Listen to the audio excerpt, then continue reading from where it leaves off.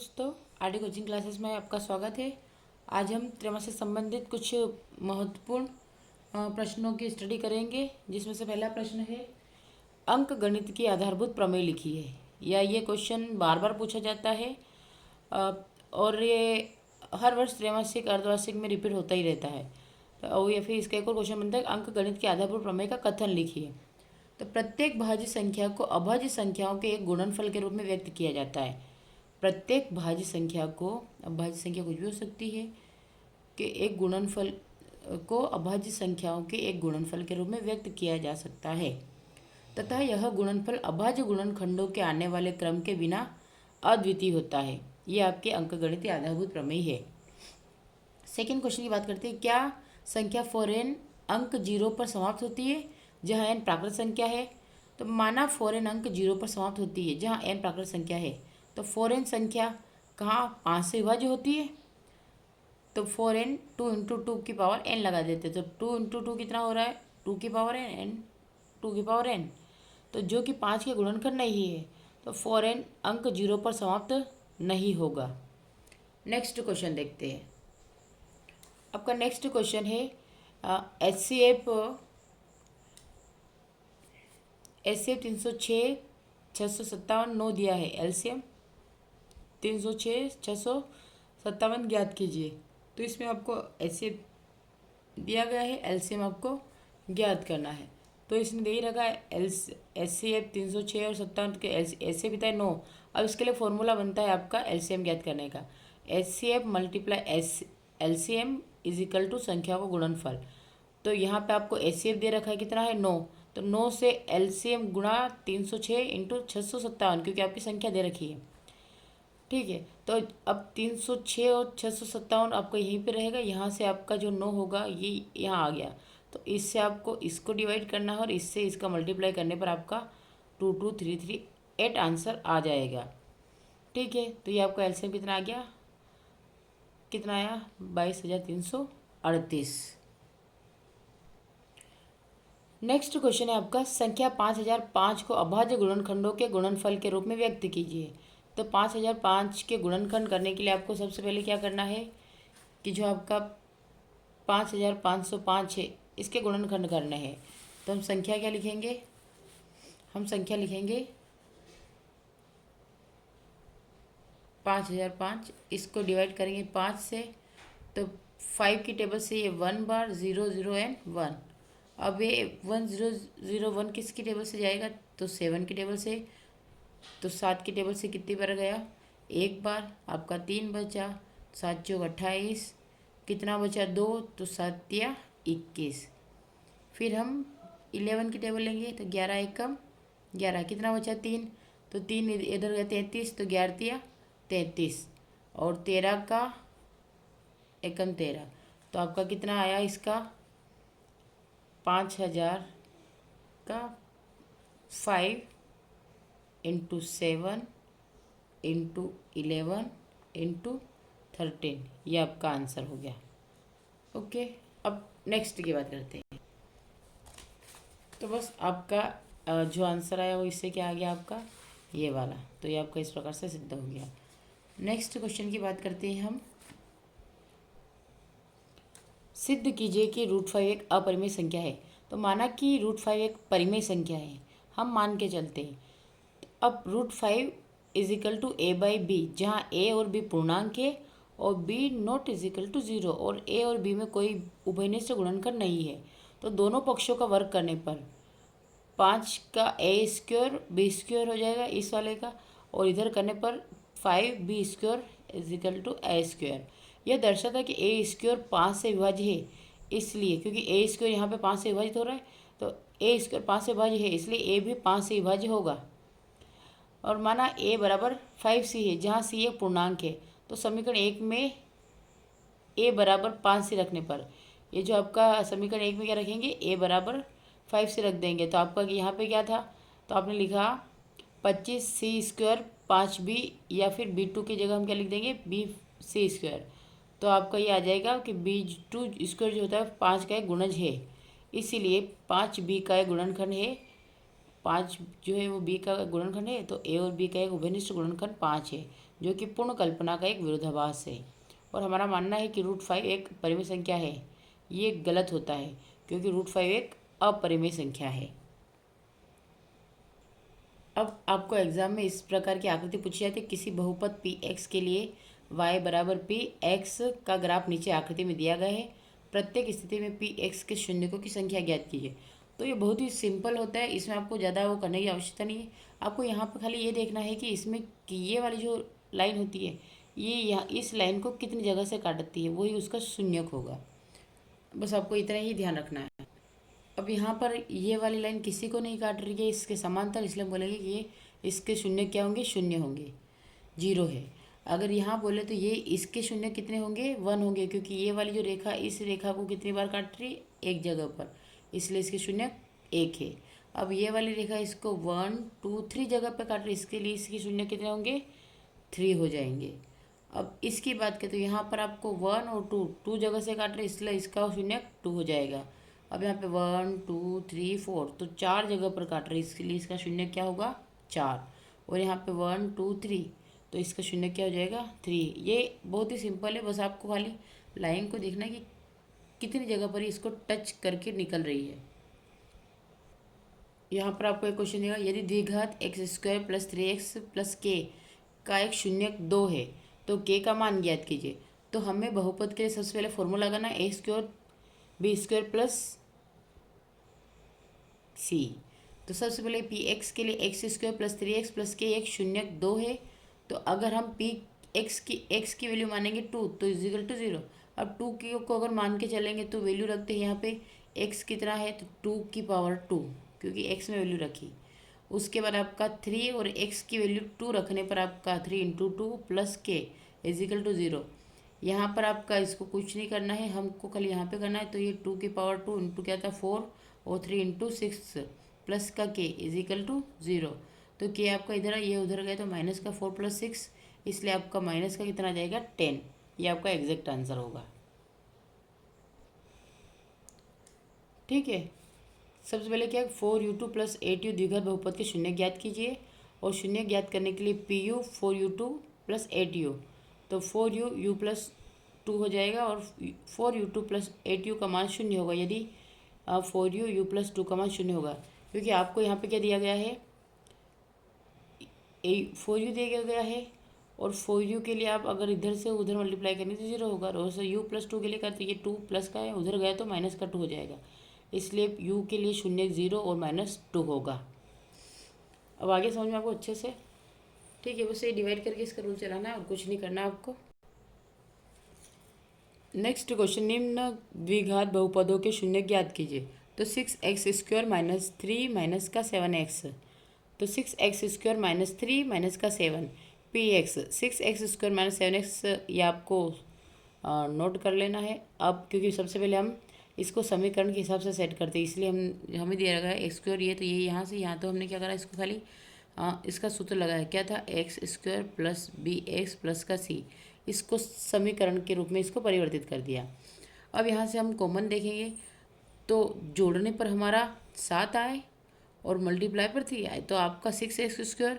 अब यहाँ से 9, तो 9x + 2x - का 3 दे रखा है, तो 9 है, 9 में से 7 गया था, ये 9 में से 2 गया था, आपको कितना बचा है -7x और -3 आपका रहेगा। अब यहाँ से देखते हैं हम 6x² - 9x + 2x - का 3, तो यहाँ पे 3x 3 का 2 में क्या तो 6x² - का 3 और फिर इसका इसमें क्या तो प्लस का 1, तो यहाँ से क्या निकाला 1 कॉमन निकाला, तो 2x - का 3, तो यहाँ से आपका 3x + का 1 और 2x - का 1 आया समझ में। देखो जैसे आपको दिया गया है पी एक्स 6x² - का 7x + का 3, तो यहाँ से इतने टुकड़े करो कि ये जोड़ने या घटाने पर आपका 7 आए। ठीक है, तो बस इसी के हम टुकड़े करेंगे। तो 6x² आपका ऐसा कैसा, यहाँ से हम 9 लिखते हैं, 9x + का 2x, क्योंकि ये आपका मल्टीप्लाई करने पर दोनों को कॉमन निकलना चाहिए, तो 9x + का 2x - का 3। अब हम इस यहाँ से कॉमन क्या लेंगे तो 3 लेंगे, 3x क्या लेंगे क्योंकि स्क्वायर है, तो यहाँ से हमने 3x दोनों से क्या लिया 3x कॉमन लिया, तो आपका यहाँ पे क्या बचा 2x, क्योंकि 2 का 3 में करा तो 6x, 2x हुआ, क्योंकि जब 3x का आपका करेंगे तो आपका क्या होगा 2x स्क्वायर, माइनस का क्या बचा 3।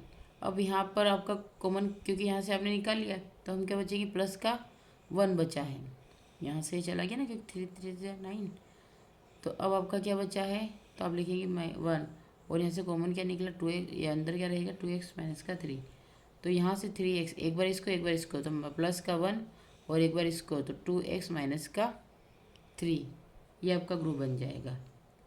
अब इसको वापस सोल्व कैसे करते हैं, तो जब आप एक्स स्क्वायर के लिए आपके पास आ गए 3x प्लस का 1 और सेकेंड वैल्यू आई 2x माइनस का 3, तो सबसे पहले इसे सोल्व करने के लिए 3x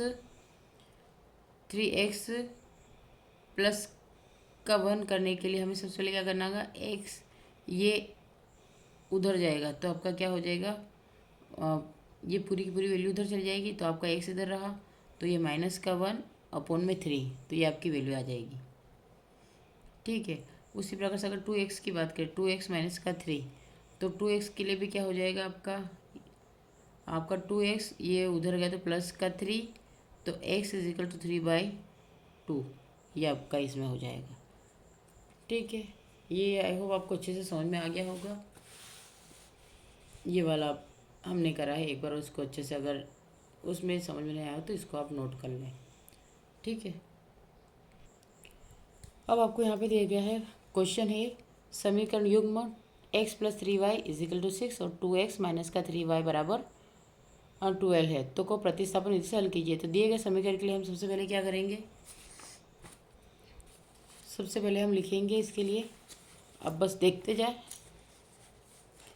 सबसे पहले हम क्या लिखेंगे, यहाँ पे हमें दिया गया है प्रतिस्थापन विधि से हल करना है, तो x प्लस का 3y इज इक्वल टू 6 और सेकेंड दिया थ्रू x माइनस का y इज इक्वल टू 12 को प्रतिस्थापन विधि से हल करना है, तो हम इसे इक्वेशन नंबर फर्स्ट देंगे और इसे इक्वेशन नंबर सेकेंड नाम देंगे।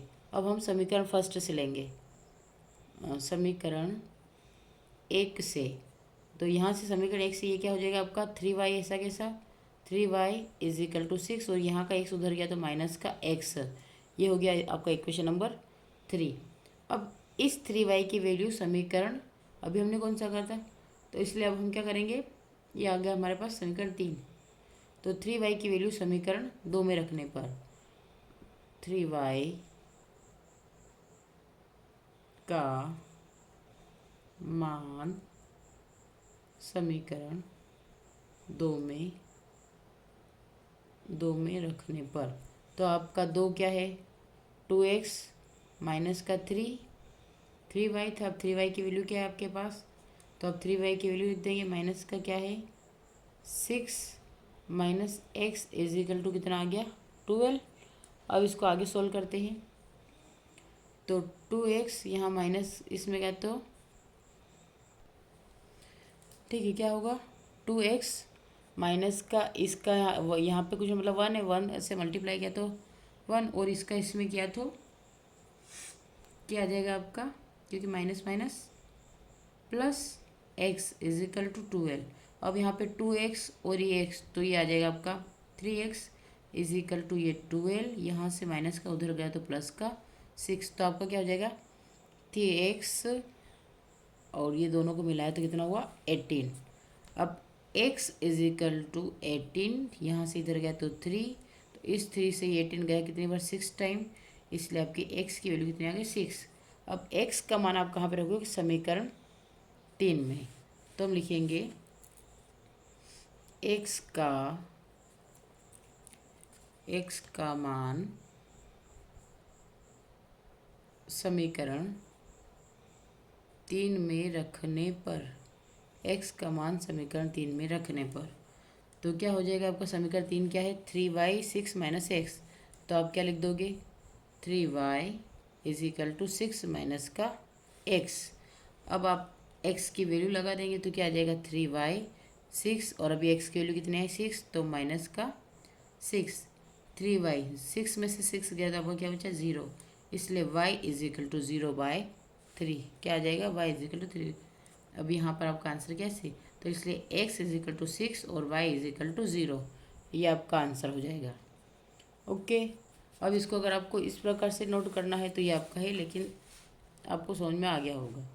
यहाँ से स्टार्टिंग होकर आपको यहाँ पे ये वैल्यू पूरी कंप्लीट हो गई है। ओके, अब नेक्स्ट क्वेश्चन करते हैं हम ये वाला। निम्नलिखित समीकरण का प्रतिस्थापन विधि से हल कीजिए। ये भी इस प्रकार से ही होगा, तो हम इसको भी एक बार देख ही लेते हैं।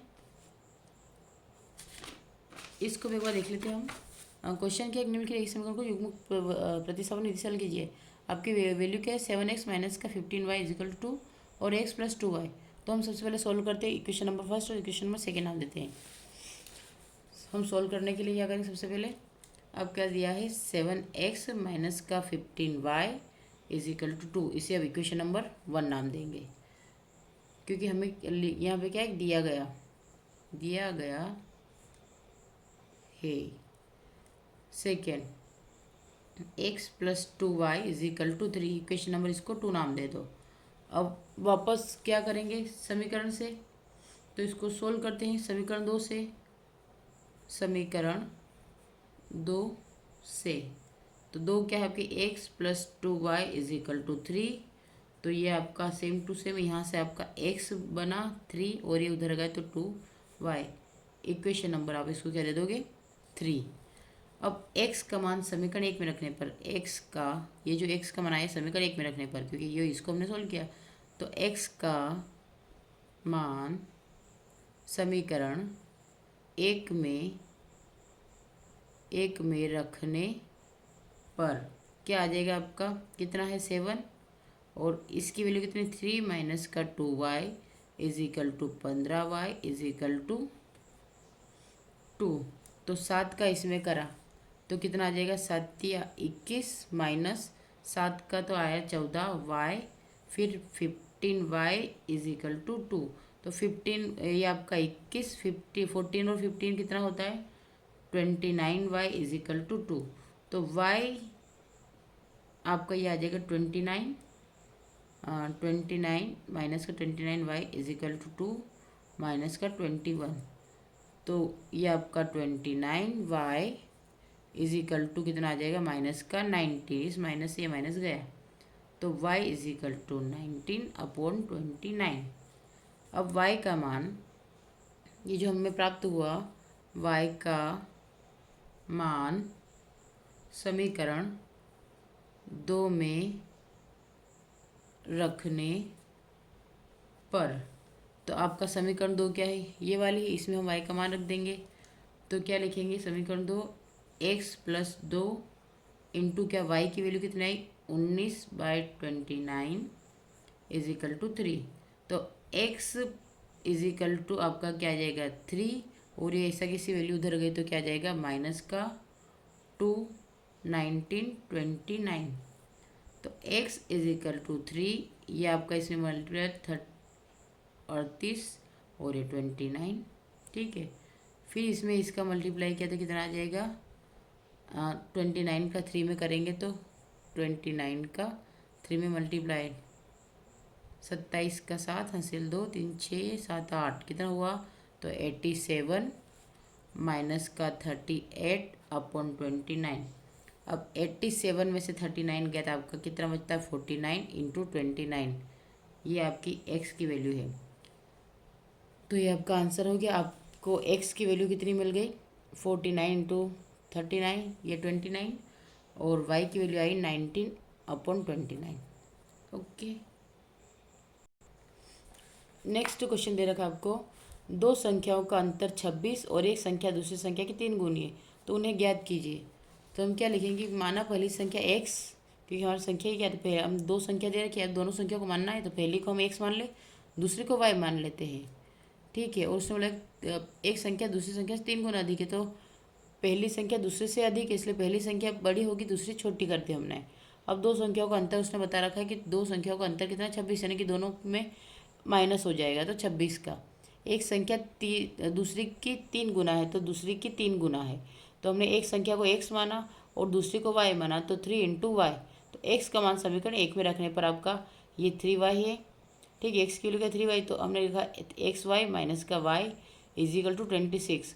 अब 3y में से 2 गया तो आपका 2y इजिकल टू 6, 1 बचा। 3y में से 1 गया तो 2y 6। अब y इजिकल टू 26/2, तो 2 से कितनी बार, 13 बार, इसलिए आपका y का मान समीकरण, अब ये जो 13 है ये y का मान समीकरण 2 में रखेंगे। हमारा समीकरण 2 कौन सी है? अब समीकरण 2 में जब इसकी वैल्यू रखते हैं तो आपका आ जाएगा x इजिकल टू 3y। ठीक है, क्या आ जाएगा? इक्वेशन 2 और इक्वेशन फर्स्ट। तो आप जब इसकी वैल्यू रखेंगे तो क्या आएगा? x इजिकल टू 30y, तो 13 13 33 39 यानी 39 आ जाएगा। तो x की वैल्यू 39 और y की वैल्यू आ जाएगी आपकी 13। ठीक है, ये आपको समझ में आ गया होगा। इसी के जस्ट नीचे एक और क्वेश्चन है, दो संपूरक कोणों में बड़ा कोण छोटे कोण से 18 डिग्री अधिक है, उन्हें ज्ञात कीजिए। तो माना दोनों कोण x और y, क्योंकि हम यहाँ पे कोण मानेंगे पहला कोण बड़ा और दूसरा कोण छोटा है, तो फिर वही तो प्रश्न से बड़ा कोण छोटे कोण से 18 डिग्री अधिक है, तो x is equal to Y plus 18, क्योंकि बड़ा कोण छोटे से 18 डिग्री अधिक है। तो फिर हम वापस यहाँ से जब y इधर आए तो x माइनस का वाई इजिकल टू 18, तथा दो संपूरक कोणों का योग 180 होता है। इसलिए हम यहाँ पे क्या करेंगे, इसलिए x प्लस वाई 180, तो जब यहाँ से आपका ये उधर गया तो ठीक है, तो x इजिकल टू यहाँ पे रखा तो 18 प्लस वाई, इसकी वैल्यू समीकरण 1 से, क्योंकि समीकरण 1 से ही करना है, तो वो x का मान समीकरण 2 में रखने पर, x का मान समीकरण 2 में रखा तो क्या आ जाएगा आपका 18 प्लस वाई 180। यहाँ से 18 और तो y और y कितना हुआ 2y, तो 2y के साथ में 2y इजिकल टू 18, और ये उधर गया तो माइनस का 18, 180 में से 18 गया तो 162 बचा, 162/2, तो क्या है आपका 2 8 16, 2 एकम 2, 81। अब y का मान समीकरण 1 में रख देते हैं, y का मान कितना 81, समीकरण 1 में रख दिया तो x माइनस 80 18। अब x इजिकल टू माइनस का उधर गया तो प्लस का, तो कितना आया आपका 99, तो x इजिकल टू 99 और y is equal to 81। Next question है, निम्न के समीकरणों के युग्मों को विलोपन विधि से हल कीजिए। तो 3x प्लस वाई बराबर 10 और 2x plus 3y is equal to. अब इसको विलोपन विधि से हल करना है, तो दिए गए समीकरण में सबसे पहली रिएक्शन अभी के लिए लिखें 3x प्लस वाई 10 और 2x plus 2y is equal to 12। तो समीकरण 1 में 2 से गुणा करके, अब समीकरण 1 में हम 2 से गुणा करें, 2 जब इसमें किया तो 3 दूनी 6, तो 6x, इसमें किया तो 2y और 10 में करा तो 20, तो 20 आ जाएगा आपका। हाँ, तो उसको वापस लिखने पर 2x प्लस 2y और 12। अब यहाँ पे प्लस इसलिए माइनस, यहाँ पे प्लस इसलिए माइनस, और यहाँ पे भी प्लस है माइनस, तो माइनस माइनस माइनस। अब 20 में से 12 गया तो आपका 8 बचा, और y था तो y से y कैंसिल, यानी कि कट गया, क्योंकि प्लस का है माइनस का, और यहाँ पे 6 थे, 6 में से 2x गया तो 4x बचा, तो x इजिकल टू 8/4, तो 4 2 बार, तो x की वैल्यू 2 आई। अब समीकरण 1 में x का मान रखने पर, तो समीकरण 1 क्या है आपकी 3x प्लस वाई 10, तो अब यहाँ पे आपने x की वैल्यू क्या लिख दी 2, तो 3 दूनी 6 प्लस वाई इजिकल टू 10, तो ये उधर गया तो माइनस का 6 4, तो x वैल्यू 2 और y की वैल्यू 4। हम इसमें से भी एक क्वेश्चन देख ही लेते हैं कि गुणनफल विधि से द्विघात समीकरण 2x² प्लस x माइनस का 6 बराबर 0 के मूल ज्ञात कीजिए। तो 2x प्लस x माइनस का 6 is equal to 0, 2x² plus x minus का 6, 2x² प्लस 4x माइनस का 3x माइनस का 6, इसके डिवाइड, यानी कि आपको घटाने पर x आए और मल्टीप्लाई करने पर 3 आए, तो ये आपका हो गया। तो 2x यहाँ से कॉमन क्या निकला, 2x कॉमन निकला, तो यहाँ पे बचा x प्लस का 2, क्योंकि दोनों से निकाला, तो माइनस का 3, फिर x प्लस 2 इजिकल टू 0, तो यहाँ से एक बार x प्लस 2 और दूसरी बार 2x माइनस का 3, तो यहाँ 2x² प्लस x माइनस का 6 बराबर 0 के मूल x के वे मान हैं जिनके लिए x प्लस 2 और 2x माइनस 3 बराबर 0 हो। x प्लस 2 इजिकल टू 0, इसको सोल्व करने पर आपका क्या आएगा, ये x प्लस का था उधर गया तो माइनस का 2 हो जाएगा, और x के इधर सोल्व कर तो 3/2 हो जाएगा, ये आपकी वैल्यू है। तो दी गई समीकरण 2x प्लस x माइनस 6 बराबर 0 के दो मूल x माइनस 2 और x 3/2 होता है। जो इसमें नेक्स्ट क्वेश्चन दे रखा है वो भी इसी प्रकार का होगा, तो आप उसके अकॉर्डिंग इसको भी कर लें और सूत्र को अच्छे से सेट करें।